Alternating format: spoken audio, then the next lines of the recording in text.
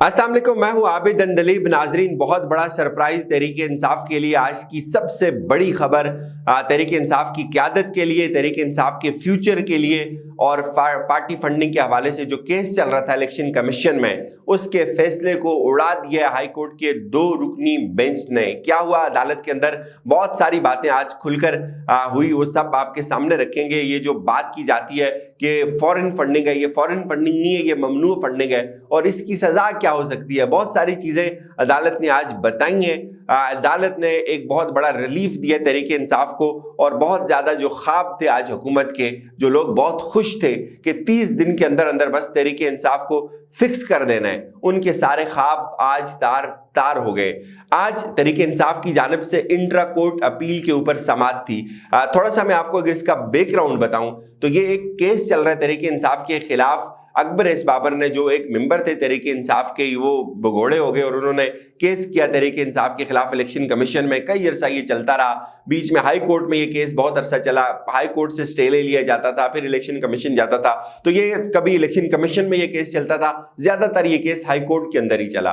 तो आज अब कुछ दिन पहले मोहसिन जो थे, मोहसिन कियानी, उनकी तरफ से एक फैसला आया, सिंगल रुकनी बेंच था, उन्होंने इस केस को सुना और उन्होंने ये फैसला दे दिया कि 30 दिन के अंदर अंदर इलेक्शन कमीशन को पाबंद किया जाता है। और उन्होंने बड़ी सख्त जुबान इस्तेमाल की, फेस द म्यूजिक जैसी इस्तेलाह इस्तेमाल की। उसके ऊपर भी आज अदालत में जिक्र हुआ कि 30 दिन के अंदर अंदर जो इलेक्शन कमीशन है वो रोजाना की बुनियाद के ऊपर तहरीक इंसाफ की जितनी भी ममनू फंडिंग है उसके ऊपर समाअत करके फैसला दे दे।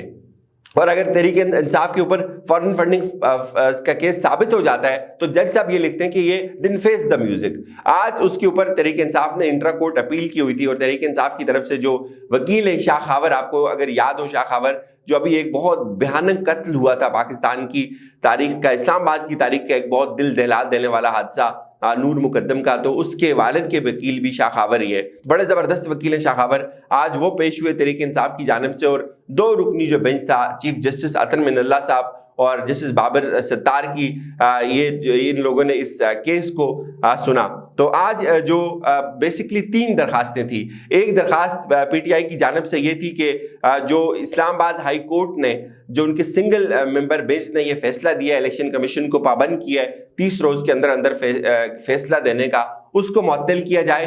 एक इलेक्शन कमीशन का जो कंडक्ट है वो तहरीक इंसाफ के साथ इम्तियाजी नहीं है, जिसमें तहरीक इंसाफ अभी एहतजाज करने भी जारी है, वो भी एक दरखास्त थी। और एक दरखास्त ये थी कि जो तहरीक इंसाफ है इसके साथ इम्तियाजी सलूक किया जा रहा है। बाकी जमातों के ऊपर भी केसेस हैं, बाकी जमातों के केसेस को इतना जल्दी नहीं सुना जा रहा, तहरीक इंसाफ को बाउंड कर दिया गया है। और नो डाउट इस केस के बाद, इस फैसले के बाद बहुत ज्यादा प्रेशर था तहरीक इंसाफ के ऊपर और एक मोमेंटम बना हुआ था कि तहरीक इंसाफ को फिक्स करने के लिए जो जाल बिछाया गया था उसमें इलेक्शन कमीशन को भी अब इस्तेमाल किया जाएगा। तो अब वो काफी हद तक खत्म हो गया, काफी हद तक कम हो गया। तो अब ये भी एक पिटीशन थी और इन तीनों पिटीशंस को बुनियादी तौर पे एक साथ देखा गया, इनको यकजा करके सुना गया। तो शाह खावर ने अदालत को बताया कि स्क्रूटनी कमेटी जो थी, स्क्रूटनी कमेटी वो थी जिसने इन फंड्स की जो है वो जांच पड़ताल की थी, कि स्क्रूटनी कमेटी ने जो अपनी रिपोर्ट है वो इलेक्शन कमीशन को पेश की है और उस रिपोर्ट के अंदर बहुत सारी चीजें ऐसी हैं जो काबिले तस्दीक नहीं है। तो इसमें चीफ जस्टिस बोले कि जब स्क्रूटनी कमेटी ने ये कह दिया है कि बहुत सारी दस्तावेजात जो है वो काबिले तस्दीक नहीं है, तो अब क्या कार्रवाई जो है वो चल रही है। कानून ये है कि इलेक्शन कमीशन हर साल इलेक्शन कमीशन जो है वो जितनी भी पार्टीज हैं उनके अकाउंट्स का, उनकी पाकिस्तान के अंदर जो फंडिंग होती है, जो पाकिस्तान के बाहर से जो फंडिंग आती है, उनका जो है वो मुआयना करे। अगर फॉरेन फंडिंग साबित हो जाए तो फॉरेन फंडिंग को जब्त किया जा सकता है, यानी कि अगर कोई ऐसी ममनूआ फंडिंग, कोई ऐसी फॉरेन फंडिंग आती है तो वो पैसे जो होते हैं वो जब्त किए जा सकते हैं। इलेक्शन कमीशन स्क्रूटनी कमेटी की जो रिपोर्ट आ चुकी हुई है उसके बाद अब तक क्या कर रहा है, तो इसमें शाह खावर ने अदालत को बताया कि माय लॉर्ड, जो सिंगल मेंबर बेंच था जिसमें जस्टिस मोहसिन कियानी साहब थे, उन्होंने बड़े सख्त जो है वो रिमार्क्स इस्तेमाल किए, बड़े सख्त जुमले उन्होंने लिखे उस फैसले के अंदर। उन्होंने ये लिखा कि अगर कोई इस तरह की चीज साबित हो जाती है तो दिन फेस द म्यूजिक।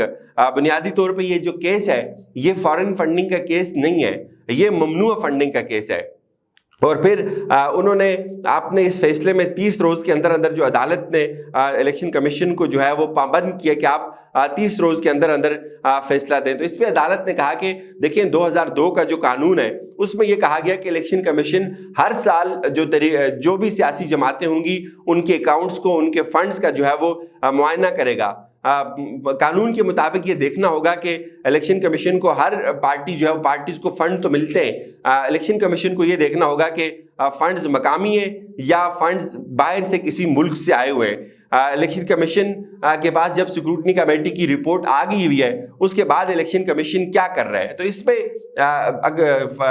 شاہ خاور نے یہ کہا عدالت کو کہ ہم یہ چاہتے ہیں کہ اب الیکشن کمیشن کے جو بھی مسائل ہیں، جو بھی معاملات ہیں، وہ براہ راست ہمارے ساتھ کرے. اب اکبر ایس بابر کو اس کیس سے الگ ہو جانا چاہیے اسٹیج کے اوپر، جو بھی کرنا ہے اب ہمارے ساتھ کیا جائے. فارن فنڈنگ کیس میں کسی کمپنی کا سیاسی جماعت کو فنڈ دینا تو ممنوع ہے، لیکن یہاں بہت سارے جو اوورسیز پاکستانی ہیں انہوں نے پاکستان کی جو تحریک انصاف کی جو جماعت ہے اس کو فنڈنگ دی ہوئی ہے. تو اوورسیز پاکستانیوں کا تحریک انصاف کو فنڈ دینا یا کسی بھی سیاسی جماعت کو فنڈ دینا جو ہے وہ ممنوع نہیں ہے. الیکشن کمیشن کا اپنا ایک پروسیس ہے، وہ اپنے ایک پروسیس کے تحت کام کر رہا تھا، کئی عرصے سے کر رہا تھا، لیکن ہائی کورٹ نے جو ہے وہ سنگل رکنی بینچ نے اس کو ایک ڈائریکشن دی ہے. تو یہ ہائی کورٹ کے اختیار نہیں ہے کہ ہائی کورٹ الیکشن کمیشن کو جو ہے وہ اس طرح سے ڈائریکشن دے. ہائی کورٹ کے پاس یہ اختیار نہیں ہے کہ وہ الیکشن کمیشن کو پابند کرے کہ وہ 30 دن کے اندر جو ہے وہ فیصلہ دے. اس میں شاہ خاور سے سوال ہوا، جسٹس بابر سردار نے یہ سوال پوچھا کہ شاہ خاور صاحب وہ درخواست بھی تو آپ ہی لے کر آئے تھے، الیکشن کمیشن جو ہے وہ فیصلہ الیکشن کمیشن کو جہاں منع کرنے کی استدعا کی گئی تھی ہائی کورٹ سے. تو اس پہ انہوں نے کہا جی کہ دیکھیں جو فارن فنڈنگ ہے الیکشن کمیشن کے پاس جب رپورٹ پہنچ گئی ہوئی ہے، الیکشن کمیشن اس رپورٹ کی روشنی میں جو ہے وہ فیصلہ کرے.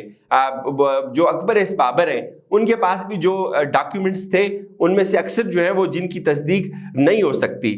سکروٹنی کمیٹی نے فائنڈنگ دے دی ہے تو اب الیکشن کمیشن کو فیصلہ کرنا چاہیے. یہ اچھا نہیں ہوگا کہ ہم الیکشن کمیشن کو کوئی ڈائریکشن دیں. یہ چیف جسٹس نے کہا کہ یہ مناسب نہیں ہوگا ہم الیکشن کمیشن کو کوئی ڈائریکشن دیں. دوسری جماعتوں کو بھی اس پہ فریق بنایا گیا بعد میں. اس پہ جو شاہ خاور تھے انہوں نے عدالت سے یہ کہا کہ دیکھیں صرف تحریک انصاف کی فارن فنڈنگ نہیں ہے، اور بھی بہت ساری سیاسی جماعتیں ہیں جن کی فارن فنڈنگ ہے. تو آپ ان ساری سیاسی جماعتوں کو بھی جو ہے وہ سنیں. جلدی میں صرف تحریک انصاف کو ٹارگٹ کر کے تحریک انصاف کی کیسز کو کھول کر سننا یہ ایک اچھا پیغام نہیں دے رہا. اتنا امتیازی سلوک صرف تحریک انصاف کے ساتھ ہو رہا ہے تو اس سے یہ لگ رہا ہے کہ یہ صرف پک اینڈ چوز ہے.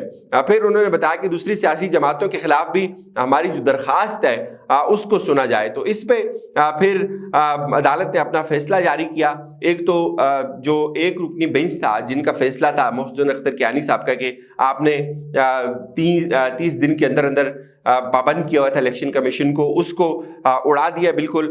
پھر جو باقی 17 جماعتیں تھیں ان کو بھی نوٹسز جاری ہوئے ہیں. اس میں جو اکبر ایس بابر ہیں ان کو بھی نوٹس جاری ہوا ہے. اور یوں تحریک انصاف کے لیے یہ ایک بہت بڑا ایک سرپرائز ہے کہ 17 مئی تک اب اس کیس کی جو سماعت ہے وہ ملتوی ہو گئی ہے.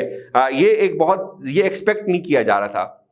بہت زیادہ لوگ یہ سوچ رہے تھے کہ آج اس کے اوپر شاید اتنا زیادہ عدالت کان نہیں دھرے گی، لیکن یہ ایک حیران کن طور پہ ہوا. یہ کیسے ہو سکتا ہے؟ میں آپ کو ایک چیز بتا دیتا ہوں کہ دیکھیں یہ ضرور ہے کہ آپ ججز کے پوائنٹ آف ویو سے اختلاف کر سکتے ہیں، لیکن کچھ ججز بڑے جینون اور بڑی محنت سے آئے ہوئے ہیں، وہ بہت میرٹ کے اوپر فیصلے کرتے ہیں. سب جج ایک جیسے نہیں ہوتے.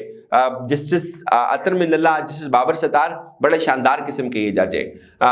انہوں نے چیزوں کو کے میرٹ کو دیکھنا ہوتا ہے. لیکن یہ ایک چیز یاد رکھیں ہمیشہ کہ جس طرح کا عمران خان نے ایک بیانیہ بنایا ہوا ہے نا، عدالتوں کے اوپر اداروں کے اوپر بے پناہ دباؤ ہوا ہے. یہ کام کر رہے یہ بیانیہ کہ رات کو عدالتیں کیسے کھل گئیں اور پھر اچانک سے فیصلہ آ گیا کہ آپ نے 30 دن کے اندر اندر اس کو کرنا ہے. تو دیکھیں اداروں نے بھی عوام کے مزاج کو دیکھنا ہوتا ہے. یہ ضرور ہے کہ انہوں نے آئین اور قانون کے ساتھ کھڑا ہونا ہے، لیکن اس وقت جو زخم لگے ہوئے تحریک انصاف کے سینے پہ وہ ناقابل بیان ہیں. اس لیے وہ ان سے خون نکل رہا ہے، وہ رس رہے.